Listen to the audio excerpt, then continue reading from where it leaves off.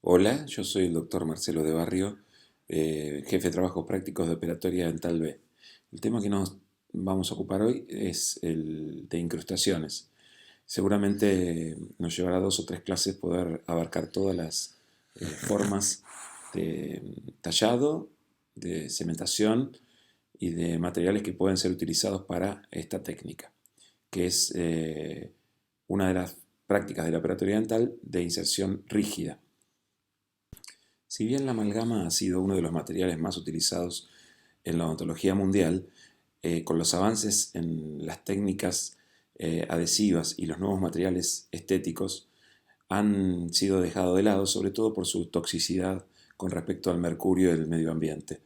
Sin embargo, la prestación de duración de las amalgamas es altísima. Se han encontrado amalgamas de 30, 40 años de duración en perfecto estado.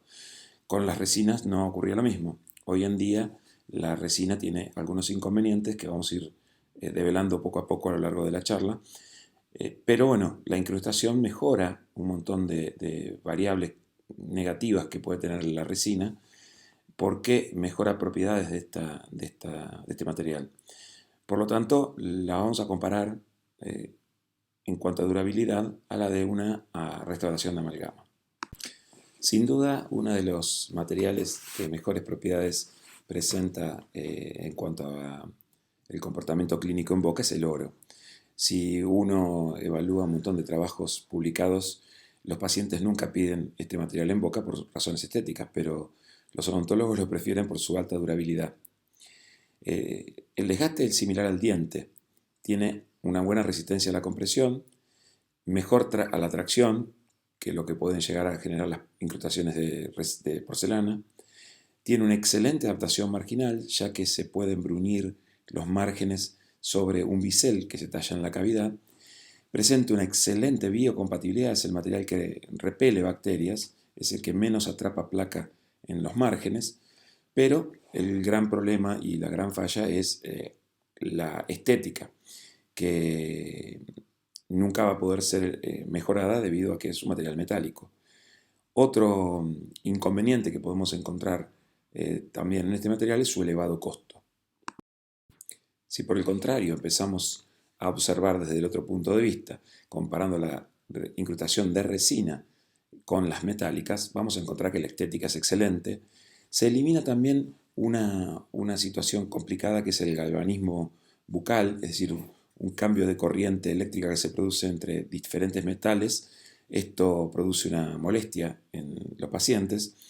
Nos permite también realizar varias restauraciones por cuadrante. Soluciona espacios interdentarios grandes en el sector posterior cuando hay una pequeña pérdida de espacio por una pieza que se extrajo, por ejemplo, y con el tiempo se fue cerrando por mesialización de la pieza el espacio de la extracción. Nos vamos a encontrar con que esa zona atrapa placa y es muy molesta para los pacientes. Rehabilitándola en forma directa es imposible solucionar este problema, pero haciendo una incrustación esto es fácilmente salvable. La contra de la incrustación de resina es que necesitamos tener una oclusión de características especiales, con fuerzas masticatorias moderadas y una oclusión favorable. Al momento de decidir el realizar una incrustación de resina en vez de una plástica directa, vamos a tener que tener en cuenta factores. Por ejemplo, vamos a tratar de ahorrar la mayor cantidad de tejido dentario sano. Hay que evaluar que los espesores de la preparación deben tener ciertas características para evitar fractura o de la preparación o del material a insertar. La resistencia que se presenta al desgaste tanto de la propia incrustación como del diente antagonista y la posibilidad de lograr un excelente sellado marginal. Por este motivo se habla de que una incrustación debe generar una seguridad funcional, es decir, que tenga características que mejoren la performance clínica de lo que sería una restauración directa en boca. Por ejemplo, es más duradera, logra tener menor pérdida de tejido dentario, debe ser reejecutable, es decir, que permita un tratamiento más complejo posteriormente, cosa que una situación de perno y corona muchas veces termina en una fractura y una una extracción de la pieza dentaria y no permite que reejecutemos una operatoria. Y un factor importante a tener en cuenta es que sea económica, es decir, que no encarezca mucho el tratamiento a nuestros pacientes. Para lograr esta seguridad funcional de la que hablamos, tenemos que tener en cuenta ciertas consideraciones para lograr el objetivo. Por un lado, un espesor de tejido dentario sano considerable y una estructura capaz de distribuir las cargas uniformemente en toda la superficie de la preparación, de la incrustación, para que se puedan disipar a lo largo del diente y no generar tensiones que provoquen fracturas. Cuando nosotros realizamos una restauración directa de composite en boca, se produce una contracción volumétrica de polimerización del composite que es influenciada por el denominado factor C o factor cavitario. Este factor de configuración cavitaria tiene en cuenta dos elementos. Uno, la superficie adherida, es decir, la cantidad de paredes que toca el material al momento de polimerizar, y por otro lado la superficie libre que queda del composite para poder relajar las tensiones que se producen durante esta polimerización. Es decir, tenemos en cuenta la cantidad de paredes que el material contacta al momento de colocar la primera capa de composite, superficie adherida, sobre la superficie libre que el composite deja expuesto para disipar las tensiones. Supongamos que tenemos una situación clínica en donde vamos a hacer una restauración de una cavidad en sector posterior, donde encontramos una superficie de dentina. Sobre esa superficie de dentina vamos a depositar el material de composite y posteriormente a la colocación de esa primera capa de material procedemos al fotocurado del mismo. Durante el proceso de transformación de ese material en estado plástico a el material endurecido, se produce una contracción que genera tensiones en el interior de la masa del material y en la capa adhesiva.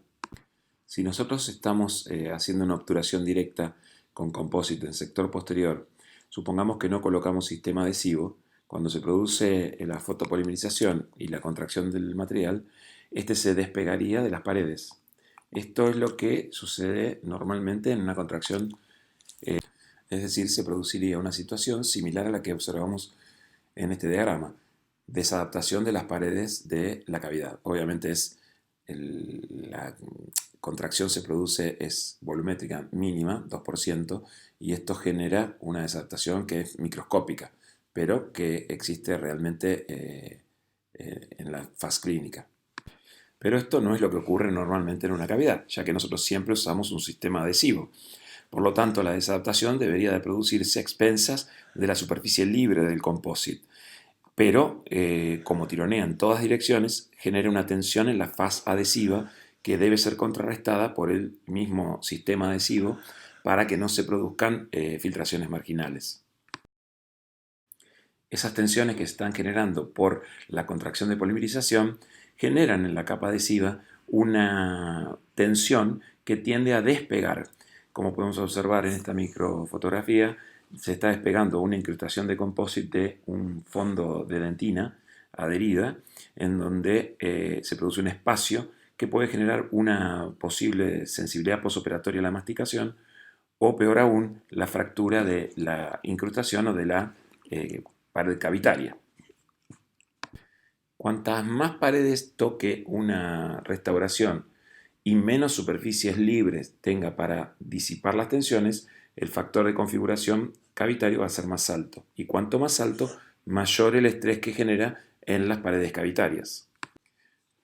Por ejemplo, en una cavidad de clase 1, en donde tenemos 5 paredes en donde hay contacto del material con la cavidad, pared vestibular, lingual o palatina, mesial, distal y el piso pulpar, son 5 paredes adheridas sobre una superficie libre que es la oclusal, la externa, para que libere las tensiones. Este es el factor de configuración más alto, se le da un valor de 5 y esto genera tensiones fuertes en la capa adhesiva. Al generar la fotopolimerización, se produce esa contracción de polimerización volumétrica que es muy fuerte por el tironeamiento de esas 5 paredes en donde se está generando la adhesión. Y al presentar poca superficie libre para disipar las tensiones, la concentración de la fuerza es mayor en el centro de la masa y tironea del fondo cavitario, produciendo en muchos de los casos separación del material de la cavidad. Una situación muy diferente se presenta en el caso de una lesión cervical, ya sea caries, afracción, en donde hay una pared gingival y una pared incisal, donde hay dos paredes en contacto y una superficie externa libre de disipación de fuerzas que se equipara más o menos en tamaño a la suma de las dos paredes. Por lo tanto, la tensión baja notablemente a una cavidad de factor C1 o 1,5. Y en el caso de una carilla directa o de una atrición o de una fractura, en donde la cantidad de composite libre es mayor a la superficie adherida que solo en una sola pared. Por lo tanto, el factor cavitario es todavía menor a 1. Es una condición muy favorable para poder hacer una técnica adhesiva sin riesgo de despegamiento en el piso cavitario. Por todo lo que estuvimos viendo, se deduce que la técnica de restauración directa en sector posterior en una cavidad de factor cavitario alto es conveniente hacerla en incrementos diagonales, tocando solamente dos paredes. En esa clase 1, en vez de colocar en un piso que toque pared vestibular, lingual o palatina, mesial y distal, solo tocamos, por ejemplo, la vestibular y el piso pulpar. Tenemos así dos paredes adheridas y una libre, bajando el factor de configuración. Esa primera capa solo la vamos a fotocurar 5 segundos. Si bien todavía no está gelificado por completo el material, no generamos una tensión por medio de una polimerización violenta, sino que le damos tiempo al material que relaje lo que se denomina fase pregel de endurecimiento del composite. Procedemos a colocar la segunda capa de la misma manera, incremento diagonal tocando dos paredes, pero sin que contacte con la primera capa. Por lo tanto, seguimos teniendo un factor bajo y bajas tensiones. A esta segunda capa le vamos a aplicar también una intensidad de luz baja de otros 5 segundos. Por lo tanto, la primera capa en este momento ya tiene 10 segundos de fotocurado y la segunda recién 5. De la misma manera procedemos con las otras dos cúspides y siempre fotocurando de a 5 segundos. Por lo tanto, la primera y segunda capa ya van a tener el fotocurado completo y cuando completemos una tercera capa uniendo esas cúspides que ya están perfectamente adheridas y sin riesgo de despegamiento del fondo de la cavidad, al darles otros 5 segundos vamos completando las que habíamos puesto previamente. Luego la cuarta capa para completar la anatomía oclusal, se le da luz y una quinta capa final como para terminar toda la restauración, procediendo ahora sí a dar un curado completo dándole desde todas las caras incidencias de luz de 20 a 40 segundos, depende del color del material utilizado. Todo lo que vimos hasta ahora sería la situación que observamos en el lado izquierdo del gráfico, en donde hicimos una restauración directa de composite manejando la contracción de polimerización a través de capas y intensidad de luz. Hay otra situación que podemos utilizar clínicamente para manejar este despegamiento del fondo de una cavidad, que es la utilización de materiales intermedios. Por ejemplo, los ionómeros vítreos. El ionómero vendría a ser dentina por sus propiedades, por lo tanto habría que llenar la cavidad con un material que ocupe todo el volumen dentinario y posteriormente colocar el composite en capas sobre ese ionómero con alguna técnica sándwich adhiriendo al mismo, pero ya sin el factor de despegamiento del fondo de la cavidad. Si queremos resumir un poquitito el tema del factor C, podríamos decir que a mayor factor C, mayor es el estrés de contracción. Por eso hay que colocarlo en capas, hay que tratar de disminuir la intensidad de la luz y también podemos utilizar un material como el flow, composite flow, que es un material elástico que nos permite que se generen menos tensiones en la capa adhesiva. Durante esta técnica no debemos enfrentar paredes opuestas, no colocamos en todo el fondo de la cavidad, sino utilizamos incrementos diagonales, tratamos de hacer entonces una cúspide por incremento, podemos utilizar materiales intermedios como el ionómero o algún composite flow, o manejarnos con la técnica de activación soft tar, es decir, que la intensidad de luz sea más suave al principio, Esto es con algunas lámparas que trabajan en rampa, iniciando la fotopolimerización más suave y después pasando a una intensidad más fuerte o alejando la fuente de luz. Tratamos de no irradiar mucho tiempo porque esto genera calor y al generar calor también, cuando el material se va enfriando, aumenta el grado de contracción. Vamos a observar una situación clínica que se nos presenta a diario en el consultorio, que es una restauración directa de clase 2. Ahí podemos observar la clase 2 compuesta o compleja, porque en realidad tiene también una lesión hacia la cara libre, y la colocación del sistema de matriz. Se van completando los incrementos por cúspide, tocando dos caras, la cúspide a rellenar y la pared pulpar. No como se ve en el diagrama del lado izquierdo, sino como observamos hoy cuando veíamos el factor de configuración, sin que se toquen las distintas capas. Y para lograr esta separación se pueden usar instrumentos especiales. Este se llama Optra Sculpt de la casa Vivadent, o también se puede utilizar un explorador o algún elemento en punta. De esta manera se van completando cúspide a cúspide toda la anatomía interna de la dentina sin contactar estas capas. Se procede a la fotopolimerización, cada capa 5 segundos, por lo tanto las primeras capas van a tener una fotopolimerización completa y las últimas se van a completar con las capas sucesivas. Una vez que está hecha la anatomía de la parte dentinaria, la parte del esmalte es mucho más sencilla, ya que la contracción de polimerización no interfiere en la adhesión a la dentina. Es decir, no va a haber nunca un despegamiento que produzca alguna complicación posoperatoria. Se va completando toda la anatomía oclusal de la mejor manera posible para no tener que hacer tantos retoques posteriormente. De esta manera, una vez que terminamos toda la anatomía oclusal, podemos observar el cambio en la restauración de una amalgama filtrada a una restauración directa con composite. Pero observamos que tuvimos que hacer varias situaciones de manejo de la contracción de polimerización para no generar el despegue de la capa adhesiva dentina. Esto se va a ver eliminado si nosotros tenemos en cuenta una restauración indirecta por medio de una técnica de incrustación o inlay. Otra restauración filtrada, o dos restauraciones filtradas que se observan, a pesar de haber colocado un ionómero, la cantidad de tejido deficiente que se encontraba debajo de esa inactivación. Y por medio de la misma técnica que venimos utilizando en la restauración anterior, podemos restaurarlo de manera de devolver no solo la estética, sino también la función, respetando la anatomía dentaria. Si le damos a elegir a muchas personas, seguramente elegirán para colocar en sus bocas una incrustación de porcelana pensando que es de mejores características o propiedades que una de resina. Sin embargo, ¿sabemos de qué porcelana es la incrustación que vamos a cementar?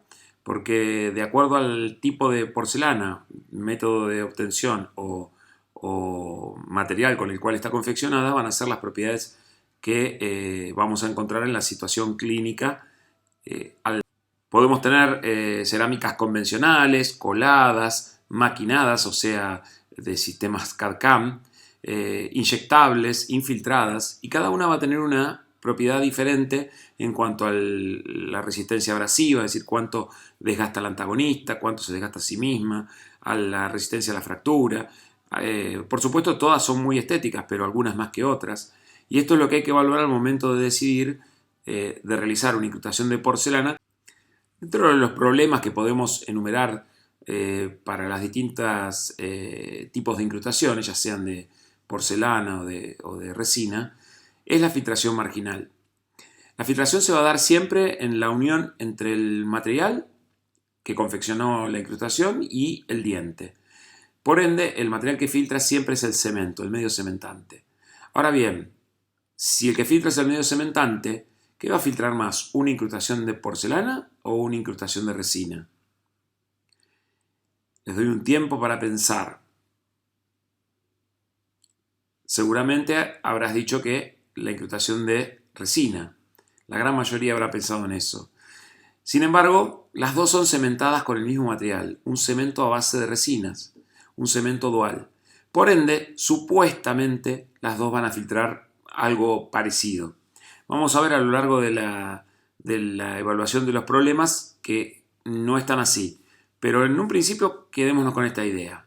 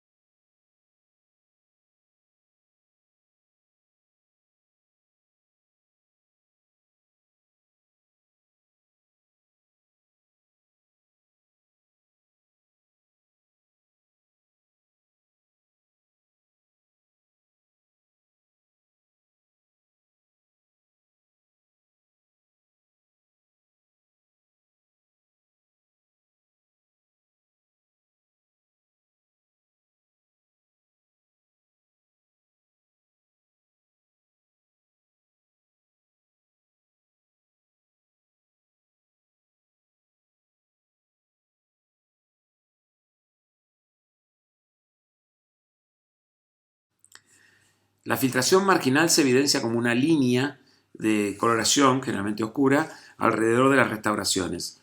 Si podemos observar, estas restauraciones directas han filtrado y obviamente ya han perdido su funcionalidad clínica.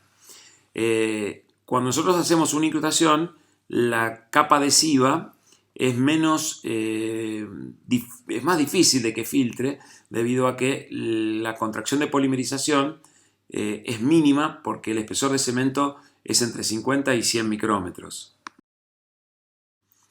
Todas las casas dentales tienen en cuenta este problema de filtración y tienden a tratar de minimizarlos. La empresa 3M saca un material que se llama Filtec Silorano, que en realidad no es una resina bis-GMA convencional.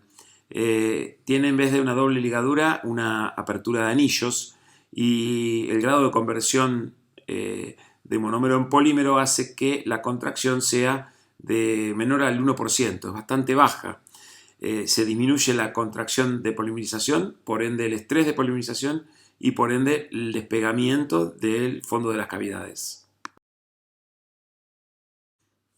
Este material no ha sido la solución, precisamente porque uno está acostumbrado a trabajar las resinas de manera bastante peculiar. En los países desarrollados generalmente uno compra un avío de una marca y utiliza el mismo sistema adhesivo. Acá en la Argentina normalmente nosotros utilizamos un sistema adhesivo de una marca con algún composite de otra compañía o un flow de otra marca. Y todos se pueden unir. En el caso de este material, el Filtec Silorano necesita de un sistema adhesivo especial y no puede ser mezclado con ningún otro, ni siquiera con los de la misma casa 3M. Si bien la gran ventaja de este material es que se puede poner en bloques y generar una contracción mínima, por lo tanto no produce ese despegamiento, el problema de tener una matriz diferente a la de las demás no lo ha hecho tan popular y prácticamente ha quedado como en desuso. Una de las ventajas de una incrustación de resina, como vimos hoy, es tener una mínima contracción de polimerización. Por ende, no necesitaríamos de un material específico como para disminuir esa brecha que se produce entre el diente y el material de restauración. El punto de contacto es uno de los factores que nos beneficia en el caso de la utilización de una incrustación, tanto de resina como de cerámica. Cualquiera de los dos genera un punto de contacto eficiente, por lo tanto no hay una gran diferencia entre un material y el otro, pero es mucho más fácil de corregir un contacto que está minimizado con resina, ya que podemos hacer una reparación en boca y agregarlo. Y lo mismo un punto que esté excedido se puede marcar con un papel de articular y se puede hacer un desgaste y un pulido mucho más fácil que con el de una porcelana. Cuando hacemos una resina directa, el punto de contacto es un verdadero problema. De hecho, se han generado matrices especiales con perforaciones para que uno pueda hacer el punto de contacto directamente sobre la pieza vecina, ya que muchas veces, aunque acuñemos con bastante fuerza no se logra compensar el espesor que tiene la matriz, y cuando uno retira todo el sistema de matriz generalmente queda un espacio, una separación que atrapa placa y generalmente termina provocando una recidiva de caries en la pieza tratada y en la pieza vecina. Los fabricantes saben de este problema y nos brindan otra solución, como es la utilización de algunos instrumentos que nos facilitan la obtención de un punto de contacto firme. Vivaden saca al mercado el Optra Contact, que es un instrumento que nos permite mantener la matriz con fuerte presión hacia el diente vecino y fotocurar una zona de composite que tiene un punto de contacto firme y que nos mantiene una relación de contacto una vez retirado el sistema de matriz. Arriba a la derecha, por ejemplo, podemos observar cómo una vez utilizado este instrumento y fotocurando el material, queda una punta saliente de composite que hace una fuerte relación de contacto con el diente vecino e impide que después quede un espacio de separación al retirar el sistema de matriz que genere atrape de placa. Abajo a la derecha también podemos ver otro instrumento que se llama punta distal o punta Madonna, que es como una punta transiluminadora. Más adelante lo vamos a utilizar en una técnica denominada mixta y vamos a ver cómo funciona. Un factor muy importante a tener en cuenta dentro de los problemas que podemos encontrar con las incrustaciones es el desgaste de la incrustación. Obviamente acá no es muy difícil de darnos cuenta que las resinas se van a desgastar mucho más fácilmente que las porcelanas. Pero ¿es en realidad beneficioso que un material se desgaste menos que el diente vecino? O el diente antagonista en este caso. Una incrustación de porcelana desgasta al antagonista mucho más de lo que el antagonista natural desgasta una incrustación de resina. Lo que tenemos que evaluar nosotros siempre es el desgaste total. Y ese desgaste total es mayor cuando usamos una incrustación de porcelana. Por otro lado, una incrustación de porcelana, al no desgastarse tan fácilmente, puede generar un punto de contacto prematuro que lleve a alguna parafunción. Esto es si hablamos de porcelanas en general.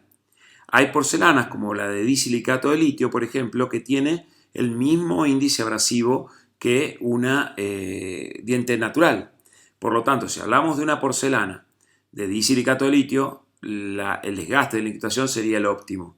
Cualquier otra porcelana, feldespática o CAD-CAM, circonio, van a generar un desgaste mayor de la pieza antagonista, que en definitiva es desgastar tejido sano. Mientras que yo prefiero siempre que se desgaste el material de restauración y sobre todo si es de resina, que es fácilmente reparable, ir manteniéndolo a lo largo del tiempo. Restauraciones de resina de varios años de funcionalidad clínica. Obviamente tienen mucho que desear. Hay pérdida de material, pérdida de estructura, pérdida de forma, pérdida de función. Uno puede reemplazar esta forma anatómica fácilmente cuando la realiza fuera de boca. Es difícil de lograr la forma anatómica en boca cuando uno tiene la pieza aislada y no tiene referencias del antagonista. Entonces, con dos incrustaciones muy sencillas, uno puede devolver forma y función a la vez. Por el otro lado, y en relación al anterior, el desgaste del antagonista va a ser mucho mayor con la incrustación de porcelana más abrasiva que de la de resina. Entonces, es muy importante tener en cuenta qué pieza antagonista presenta la incrustación que vamos a realizar. Puede ser una prótesis completa, puede ser una prótesis parcial removible, en donde el diente antagonista sea un acrílico. Por lo tanto, si colocáramos una incrustación de porcelana, la abrasión de este diente sería altísima. También podemos tener un diente antagonista en porcelana rígida sobre un implante, que no va a tener periodonto como para amortiguar esas fuerzas. Y es conveniente que sea el fusible nuestra incrustación. Por lo tanto, de nuevo es conveniente utilizar una incrustación de resina en vez de una de porcelana. Por supuesto que la incrustación de porcelana de disilicato de litio, volvemos a decirlo, tienen el mismo índice de desgaste que el esmalte del diente antagonista y sí serían de elección. Pero vamos a encontrar que tenemos otros inconvenientes que nos llevan a que no sean tan utilizadas hoy en día en nuestro medio. Como por ejemplo, el tiempo que lleva para la ejecución, necesitamos de un laboratorio especializado, y por otro lado el alto costo. Si tenemos en cuenta las fracturas, una incrustación de resina se va a fracturar mucho menos que una incrustación de porcelana. Y generalmente la incrustación de porcelana se fractura en los márgenes. Y si se fractura en los márgenes, nos va a dar un aumento de la filtración marginal. Por lo tanto, una incrustación de porcelana convencional va a tener más filtración marginal, más difícil de pulir o de reparar un punto de contacto, menor desgaste, pero con un trauma para el diente antagonista por mayor desgaste de esa pieza, mayor fractura, alto costo y más tiempo de ejecución. Por ende, la realización de una incrustación de resina es una de las indicaciones más importantes dentro de la odontología plástica. Algunas de las ventajas más importantes de este tipo de incrustaciones es su alta estética, la eliminación del galvanismo bucal, que es esas sensaciones de corrientes eléctricas que se producen por metales diferentes que hay en contacto en la boca, una amalgama, por ejemplo, con un tenedor. Es fácil la preparación para realizarlas porque es una cavidad muy conservadora. Al ser adherida, genera un efecto de refuerzo de los tejidos dentarios. Tiene una mayor resistencia al desgaste debido a esa mayor conversión de monómero en polímero. Baja conductividad térmica y eléctrica, es un material aislante. Mínima contracción, es decir, disminuye la filtración marginal, ya que la contracción se produce en el modelo y lo que utilizamos como medio cementante es el que contrae, pero al tener capa tan fina, la contracción es imperceptible. Genera un cierre hermético, lo que da menos tensión posoperatoria. Hay un mejor contorno y contacto proximal. Nosotros tenemos un punto de contacto firme y extremadamente pulido. Podemos manejar mejor el color y la terminación, sobre todo cuando utilizamos cementos de resinas duales del color dentario. Y un factor importante, sobre todo en las restauraciones de resina, es su fácil reparación. Uno puede, ante una pequeña fractura, ante un desgaste, a generar una técnica adhesiva y reparar esta incrustación en boca. Como podemos apreciar, mejor forma proximal y mejor pulido en superficies que son poco accesibles para realizar pulidos en forma directa en boca. ¿Cómo podemos clasificar a las incrustaciones? Según el grado de compromiso del tejido dentario afectado, podemos denominarlas como intracoronarias o extracoronarias. Y según la técnica de confección vamos a encontrar directas, indirectas y de técnica mixta. Una cavidad intracoronaria presenta paredes expulsivas, es decir, divergentes, de entre 5 a 11 grados. La pared gingival, o es decir, la ubicación del límite amelocementario, para poder dar un cierre hermético, es a 1 milímetro de este límite, para poder tener esmalte libre para poder generar la adhesión. Nunca van a llevar bisel.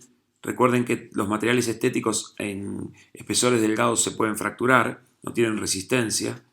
Los ángulos internos son redondeados y lo que nos permite la técnica es que si hay socavados se puedan rellenar con algún material como el composite o el ionomero vítreo para evitar eliminar excesivo tejido dentario sano.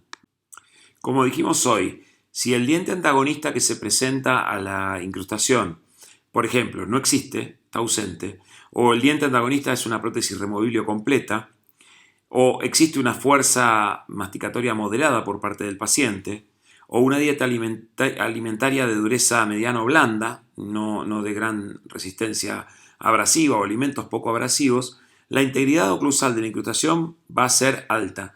Por lo tanto, va a durar muchísimo tiempo manteniendo forma y función.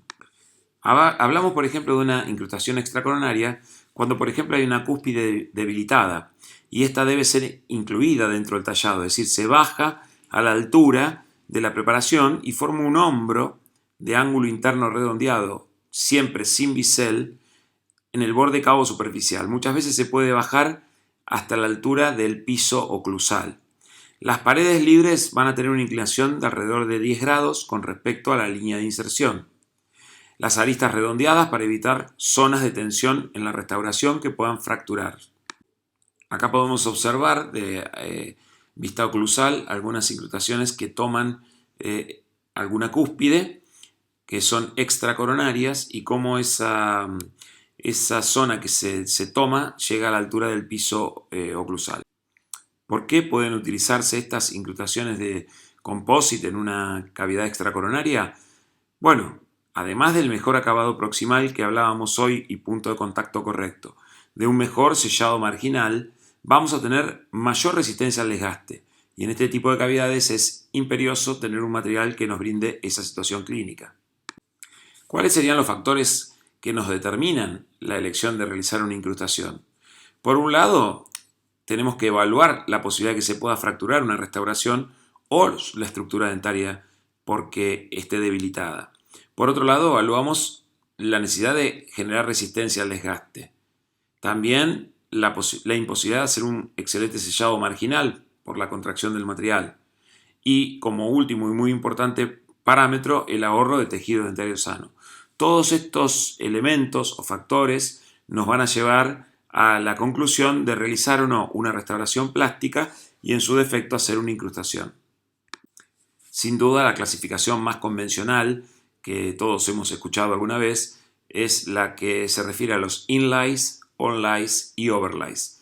Más adelante vamos a dar detalles de las características de cada uno de estos tipos de preparaciones y las indicaciones en las distintas situaciones clínicas. Es importante, cuando hacemos un tallado para una incrustación dentaria, tener un considerable espesor de tejido dentario sano. Cuando el tejido es muy débil, es necesario incluir ese tejido dentro de la preparación. Por ejemplo, una cúspide debilitada, una cúspide distovestibular de un primer molar inferior, que son cúspides pequeñas que no tienen mucho soporte. La mayoría de las veces deben ser incluidas dentro del tallado. Esto va a generar una estructura capaz de distribuir las cargas de manera uniforme en toda la superficie de la preparación, es decir, una amplia superficie extensa, lo que disipa las fuerzas y produce menos tensión que puede posibilitar que se generen menos fracturas. Recordemos entonces, una preparación para una incrustación estética no lleva bisel, lleva ángulos internos redondeados, lleva un piso plano y paredes expulsivas. También es importante redondear el escalón axiopulpar. Inlays son los que abarcan la superficie interna del diente sin tomar cúspides. Tanto el istmo de unión como la profundidad que se le da desde el fondo del surco hasta el piso pulpar deben tener un grosor mínimo de 1,5 milímetros para no generarse fracturas ni de la cavidad ni de la incrustación. Podemos utilizar para el tallado una piedra troncocónica de extremo redondeado, pero después vamos a observar algunas piedras específicas para el tallado de incrustaciones. Esta piedra troncocónica puede ser la 852, que nos permiten dar una terminación de chamfer en una corona y nos van a dar ángulos redondeados dentro de la cavidad para no generar tensiones que puedan provocar fracturas. Acá podemos observar una cavidad de MOD en donde vemos vistas proximales y oclusales de cómo es el tallado de una incrustación que abarca 3 caras, compleja. Entonces, cuando tenemos que tallar y preparar un inlay, no podemos hacer bordes finos, es decir, no se utilizan biseles, ni oclusales ni en el área proximal. Hay que rellenar con compósito y ionómero vitrio las zonas retentivas, para después poder retallar la cavidad sin eliminar tejido dentario sano. Se deben evitar los bordes internos agudos, esto es para no generar tensiones y permitir una fácil inserción y cementación de la incrustación. Las preparaciones deben ser lo más conservadoras posibles. Hay que tratar de que todos los marges sean supragingivales. Esto sobre todo a nivel de las caras proximales. ¿Para qué? Para tener un margen gingival en esmalte y la técnica adhesiva de cementación sea correcta. Hay que mantener grosores mínimos necesarios. Esto va a garantizar una restauración que tenga suficiente estabilidad. Reducir los tejidos dentarios de forma homogénea, tratando de conservar la forma anatómica de la pieza. Para un inlay, la profundidad mínima de un surco debe ser de 1,5 milímetros. El ancho del istmo como mínimo también 1,5 milímetros. Debemos redondear los bordes internos para facilitar el ajuste perfecto de la incrustación. No realizar los límites de la preparación sobre puntos de oclusión o contacto proximal.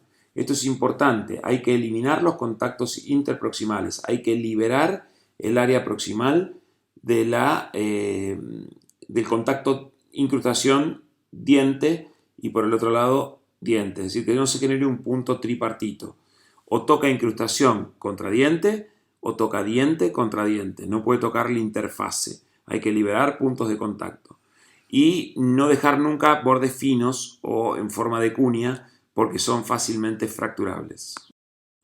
Recordemos que tenemos que tener una incrustación que genere una seguridad funcional, es decir, que sea duradera, realizarla con la menor cantidad de pérdida de tejido dentario, que sea reejecutable y que a la vez sea económica.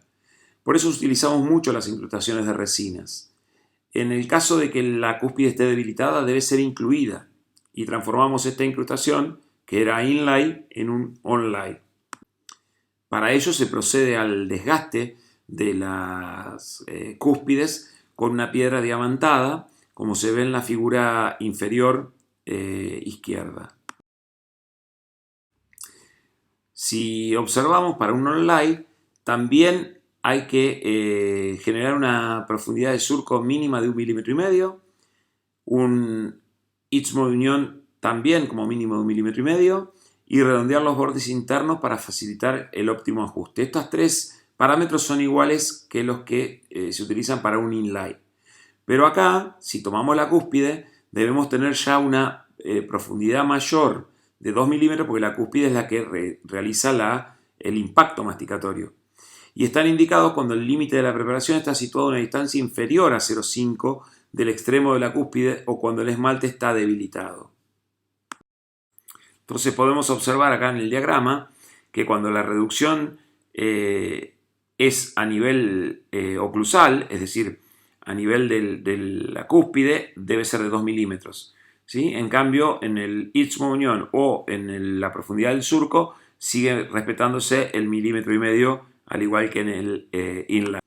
Acá podemos observar distintas vistas proximales y oclusales, donde se observa la inclusión de una cúspide que está casi a nivel del piso pulpar o un poquitito por encima, pero respetando esos 2 milímetros de tallado para darle resistencia estructural a la incrustación.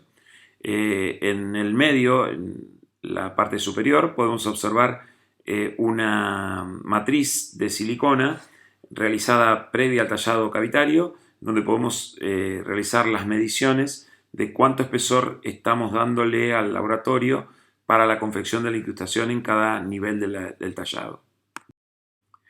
En el caso que querramos hacer un puente reponiendo una pieza faltante con dos incrustaciones vecinas, que son los denominados puentes inlay, ya la profundidad del surco debe ser mayor. Tenemos que tener una profundidad de 2,5 milímetros como mínimo.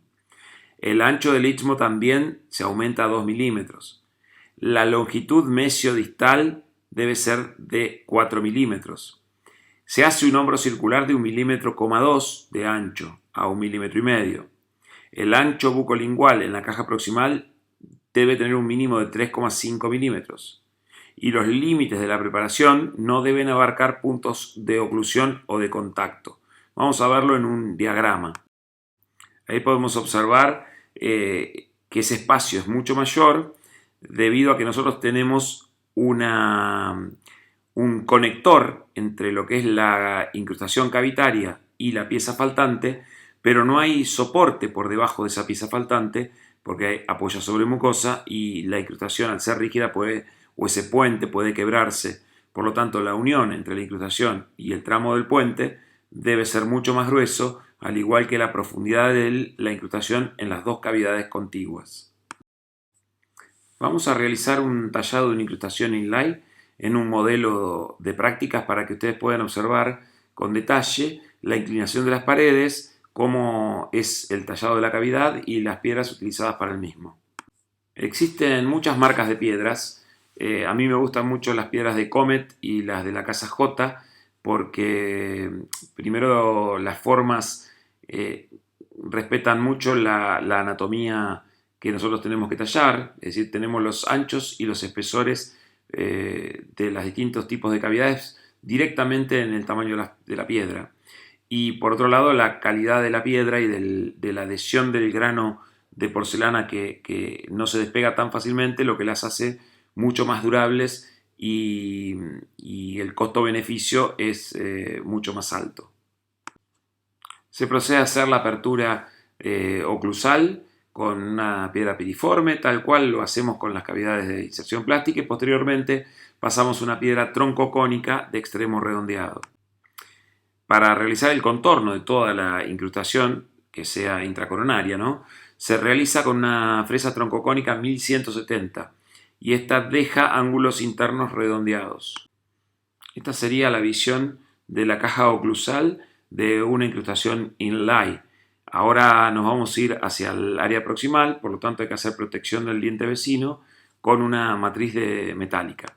Estas son las piedras troncocónicas básicas para el tallado de una incrustación de resina o de porcelana, que son troncocónicas petizas, cortas. De la casa J son las piedras 846, 846, que vienen de distintos tamaños, 0.25, 0.31, pero básicamente la 846 nos da tanto la caja oclusal como la proximal. Hay cortas y largas. Vista desde proximal, la matriz metálica para evitar tocar el diente vecino en el momento de hacer la apertura de la caja proximal. Y se procede con la piedra troncocónica de extremo más largo a tallar la caja proximal con abundante refrigeración. Vista mayor aumento de esta piedra 846 de grano verde, es bastante abrasiva, viene de grano negro también, más todavía, pero las más utilizadas son la verde, la azul y la roja. Vienen en grano decreciente como las limas de endodoncia. La amarilla y la blanca son para pulido, para alisar. Básicamente las más utilizadas son primero utilizar la azul, que desgasta rápidamente, y después la roja para generar un alisado. Si nosotros queremos la perfección en cuanto a las paredes cavitarias, después vamos a continuar utilizando piedras de grano más fino y hasta piedras de Arkansas.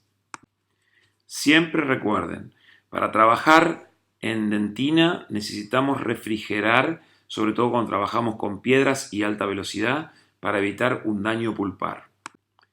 Nuestro piso gingival debe ser perpendicular a las fuerzas masticatorias, por lo tanto es paralelo al piso pulpar. El ángulo de inclinación de la pared de una incrustación intracoronaria de resina siempre va a ser mayor que el de una incrustación metálica, porque en este caso nosotros no necesitamos una fricción para mantener la incrustación en su lugar, mientras que para una incrustación metálica es primordial el calce o el ajuste entre la incrustación y el tallado cavitario. Acá no vamos a depender de tanta fricción, sino más bien del medio cementante. Tanto a nivel oclusal como a nivel proximal, la caja proximal de una incrustación para resina debe ser divergente en ambos sentidos. Esa divergencia de esas paredes de esa incrustación deben ser entre 5 y 11 grados. Normalmente se las cataloga como 5 y 10 grados. Una incrustación intracoronaria de resina no lleva bisel. Recuerden que el material es un material frágil en espesores delgados y esto va a generar que se fracture si nosotros realizamos un desgaste fino y el material queda con un grosor delgado. Podemos observar el modelo antes del tallado y el modelo con una cavidad oclusal y una cavidad ocluso-proximal.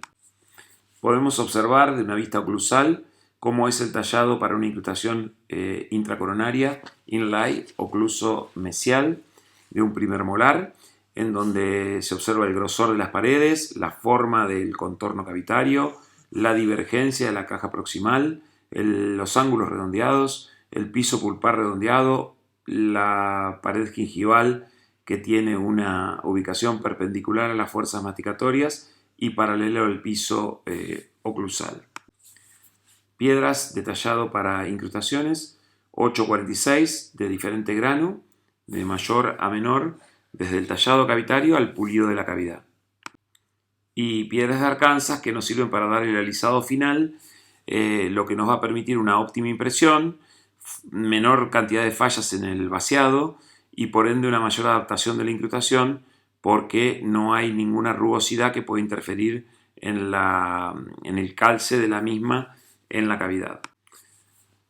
Tallado de la caja proximal con piedra 846, tronco cónica, extremo redondeado, corta, de color azul. Pasaje de la misma piedra de halo rojo sin extender los límites de la cavidad, simplemente para ir alisando las paredes cavitarias. Piedra de halo amarillo. Y por último el alisado final con piedra de Arkansas, donde se observa claramente la divergencia de la cavidad para la inserción de la incrustación y la zona de ángulos redondeados en el piso gingival de la caja proximal. Vista final del tallado cavitario, donde se pueden observar distintos espesores en las paredes vestibular, lingual y distal, que nos permiten tener una cierta resistencia y solidez estructural. Ángulo pulpar redondeado, piso gingival y pulpar plano y paralelos entre sí y perpendiculares a las fuerzas masticatorias. También podemos utilizar una sonda milimetrada para poder medir esos tamaños de profundidad de surco, de caja proximal, de istmo de la caja oclusal, para poder determinar, previo a la impresión, si el tallado cumple con los requisitos necesarios para darle solidez estructural a la incrustación que vamos a realizar. Las preparaciones para incrustaciones de resinas no deben ser muy profundas. Esto es para no aumentar la fricción en el momento de la toma de la impresión y de la cementación. Con los espesores entre 1 milímetro y 2 está más que suficiente. La mayoría de las veces, en cavidades más profundas, como en dientes tratados endodonticamente, podemos elevar el piso de nuestra caja oclusal y proximal con resinas y retallar la cavidad en espesores más adecuados, tanto para disminuir la fricción como para la fotopolimerización del cemento dual al momento de la cementación. El piso gingival es más profundo y en este caso se debe tener en cuenta al momento del cementado la calidad de la lámpara de fotocurado. Normalmente tenemos más de 4 milímetros y el material de fotocurado normalmente llega hasta una profundidad de 2 milímetros. Por eso tenemos que tener una posibilidad de fotocurar a través de la cara vestibular y lingualo-palatina.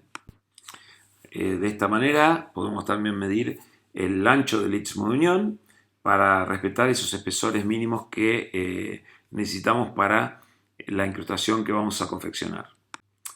La inclinación apical del hombro en una incrustación extracoronaria de resina se realiza con piedras cilíndricas que tengan una terminación en ángulo doble. Y tenemos que tener en cuenta de liberar hacia las superficies libres el punto de contacto, tanto oclusales como proximales. Es importante que estas preparaciones para realizar incrustaciones tengan un espesor o un espacio uniforme de material restaurador. Esto es para lograr una adecuada adaptación marginal. Para la toma de la impresión vamos a utilizar siliconas. Esta es una silicona por adición, la que no libera subproductos y tiene una estabilidad dimensional muy superior a otras siliconas que son de condensación, pero que para la realización de este tipo de incrustaciones es más que suficiente. Nosotros podemos tomar impresiones con siliconas por condensación si respetamos los tiempos de vaciado del material para no tener distorsiones por la eliminación de subproductos. Recordemos que las siliconas son muy sensibles al contacto con talco o polvo ambiental. Por lo tanto, tenemos que mezclarlas con nuestras manos perfectamente limpias y no utilizar guantes de goma para realizar la mezcla de la masa. Procedemos a mezclar la silicona masa hasta que ésta tenga un aspecto uniforme y se pierdan las vetas de los distintos colores de las masa base catalizadora. Una vez que la silicona no presenta vetas y tiene un color uniforme, está lista para ser colocada en la cubeta de impresión. Se lleva silicona regular o fluida con una jeringa inyectándola dentro de la cavidad, y también se coloca en la preimpresión que realizamos con la silicona masa de esa cavidad cuando hacemos una técnica en 2 tiempos.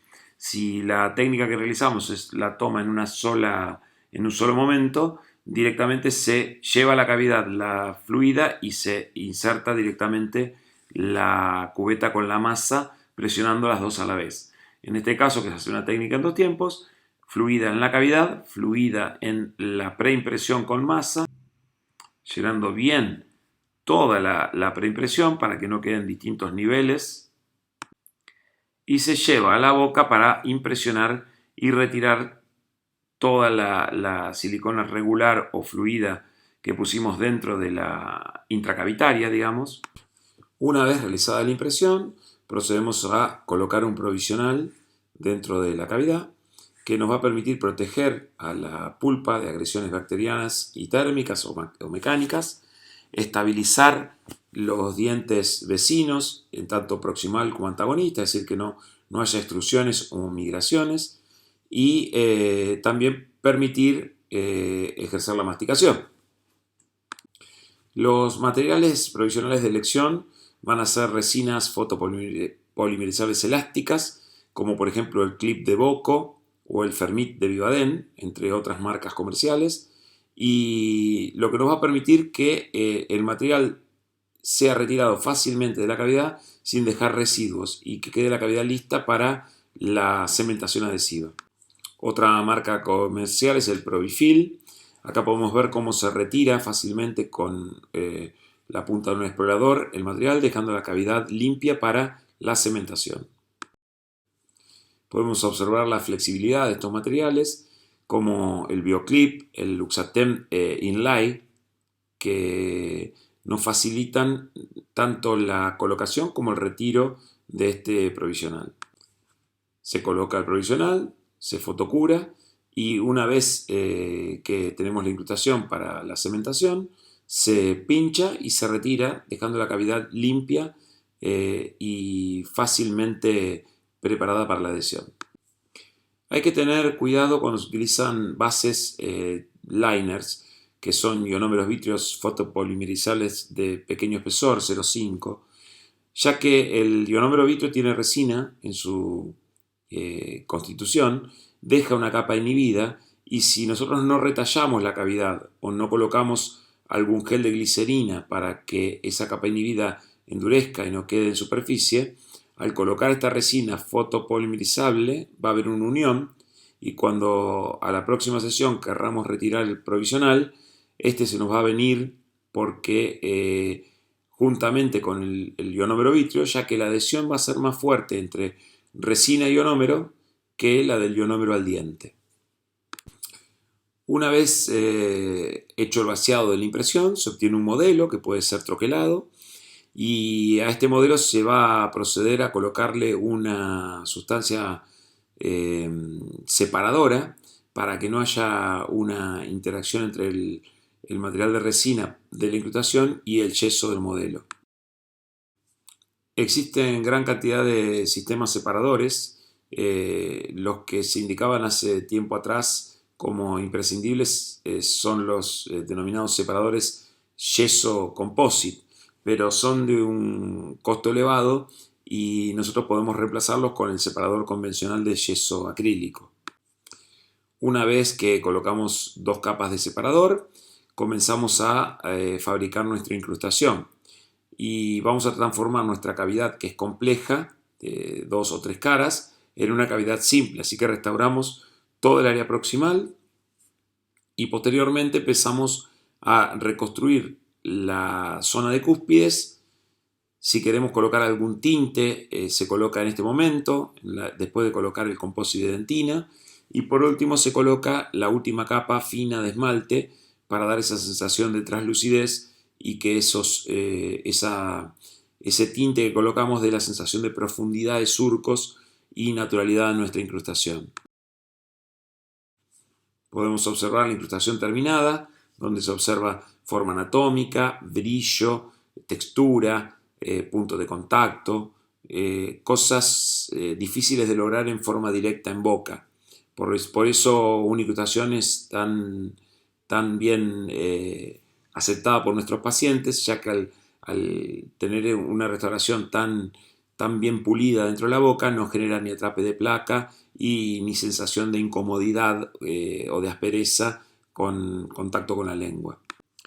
Por último, en esta primera clase de incrustaciones vamos a observar la técnica mixta, en donde vamos a confeccionar paso a paso la incrustación de manera personal con resina, es decir, que lo pueden realizar ustedes, no necesitan derivarla a un laboratorio, lo que nos facilita tiempo y ahorro de dinero. La técnica mixta es una mezcla entre una técnica directa y indirecta. La preparación es igual, la toma de impresión también, pero en lugar de llenar con yeso o con densita la impresión que realizamos, se le va a colocar un material elástico que es una silicona, un vinil polisiloxano, que es diferente al que se utilizó en la toma de la impresión. Por ejemplo, si tomamos una impresión con una silicona de tipo por adición, vamos a utilizar el material de vaciado por condensación. Sobre este modelo elástico se construye después la incrustación, polimerizándola en distintas capas. Si el material de vaciado y el material de impresión son ambos de adición o ambos de condensación, hay que tener la precaución de colocar un separador, ya que se van a unir estos materiales y nos va a ser imposible retirar el troquel de la impresión. La técnica mixta para realizar una incrustación de resina va a constar de varios pasos. Primero hacemos el tallado de la cavidad.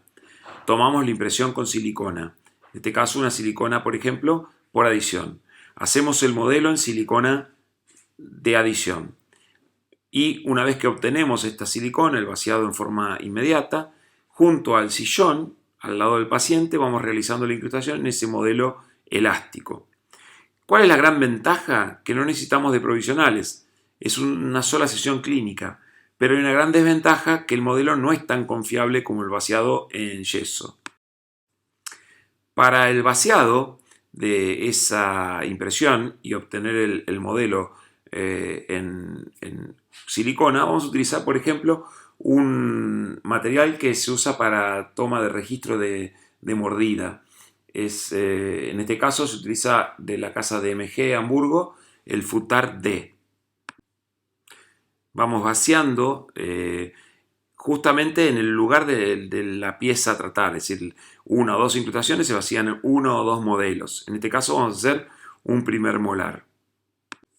Una vez vaciado ese primer molar, se retira de la impresión esta silicona y se procede al recorte de los excesos para dejar un troquel individualizado que contenga solo esa pieza. Acá podemos observar el modelo vaciado y el troquel que se obtiene a partir de él. Ese troquel elástico nos permite reubicarlo dentro de la impresión y continuar el vaciado con un yeso piedra convencional. De esta manera queda reposicionado ese troquel elástico y fácilmente retirable del modelo maestro mayor hecho en yeso. Esta es una réplica de un modelo que se denomina Geller. Acá podemos ver vistas de la preparación y del modelo obtenido con el vaciado en silicona del troquel de la incrustación.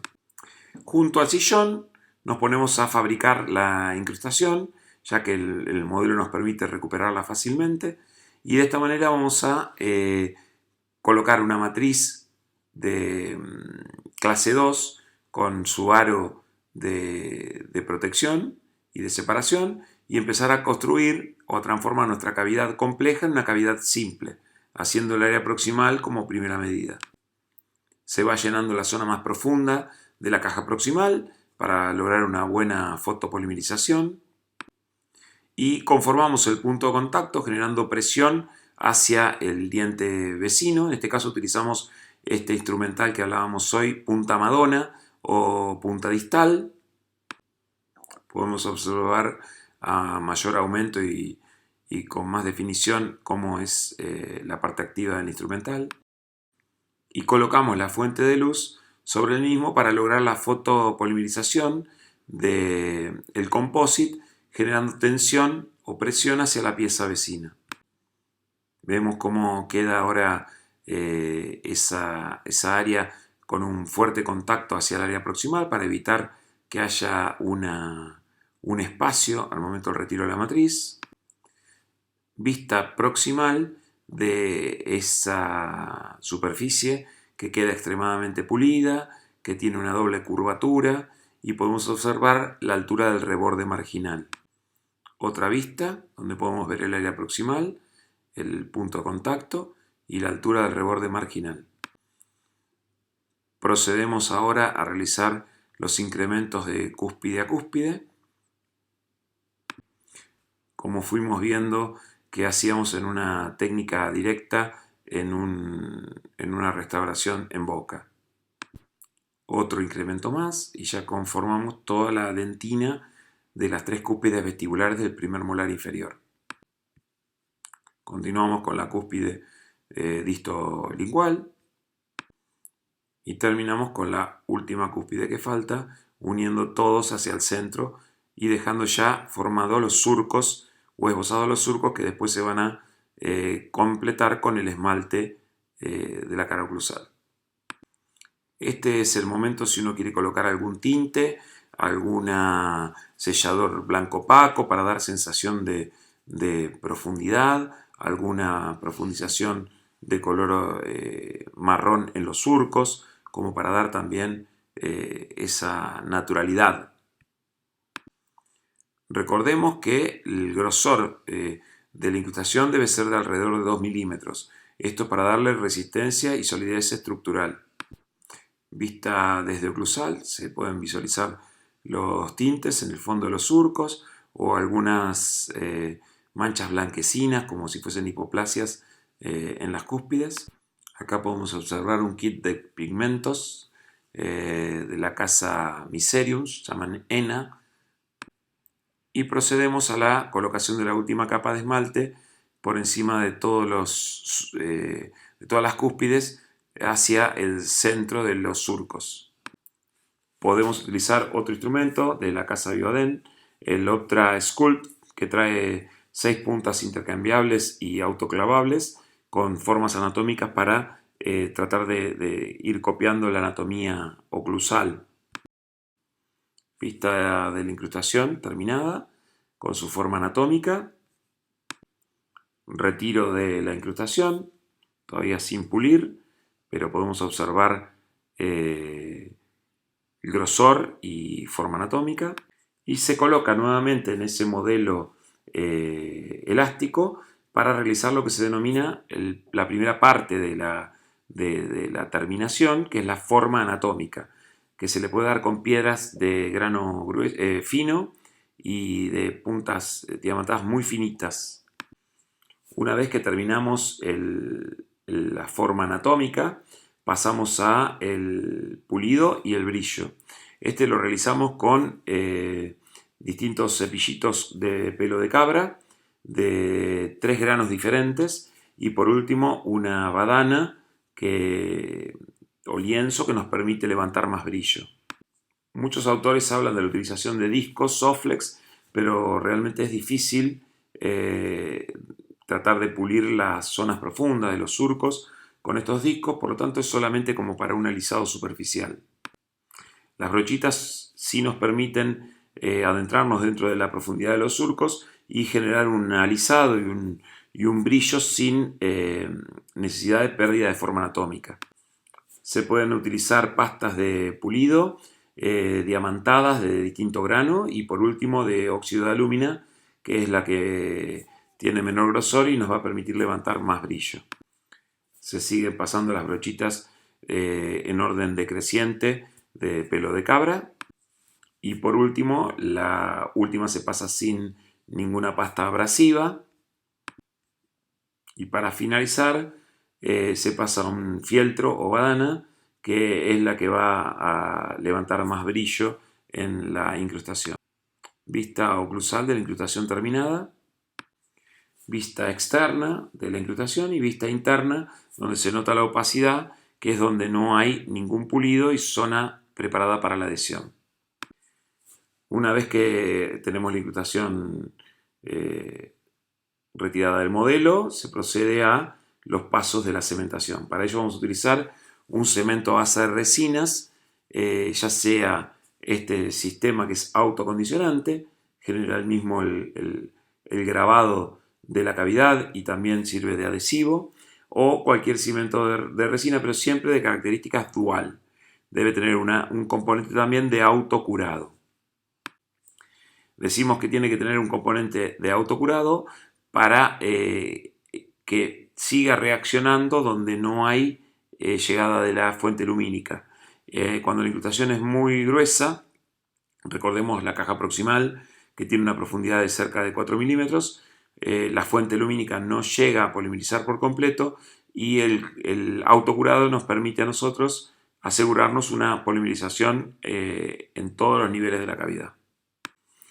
La técnica indica colocar cemento dentro de la cavidad, cemento también en la incrustación y llevar la incrustación a la cavidad y presionar con fuerza para que fluyan los excedentes.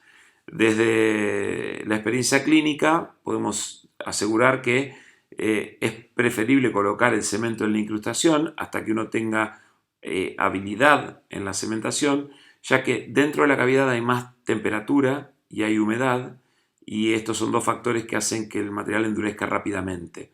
Por otro lado, cuando uno coloca el cemento en la cavidad y va a buscar la incrustación hasta que la agarra, la intenta calzar dentro de la cavidad o quiere observar el fondo de la cavidad y está cubierto con cemento, por ahí le dificulta el calce y esto hace que el material empiece a endurecer y una vez que endurece ya no calza dentro de la cavidad. Por lo tanto, colocar el material en la incrustación, ya uno la tiene en la mano y puede visualizar bien el eje de inserción porque tiene la cavidad limpia y de esta manera evita el factor riesgo de endurecimiento previo a la cementación. Se retiran los excesos, se procede a la fotopolimerización y se hace un pulido final en donde podemos observar la incrustación terminada en boca. Hasta acá hemos visto una cementación simplificada. En lo que sigue, que son incrustaciones 2, vamos a poder visualizar paso a paso las distintas técnicas de cementado de incrustaciones adhesivas. Nos vemos. Hasta acá hemos visto una cementación simplificada para que se comunique en lo que sigue, que son mdebarrio@gmail.com. Vamos a poder visualizar paso a paso las distintas técnicas de cementado de incrustaciones adhesivas. Nos vemos.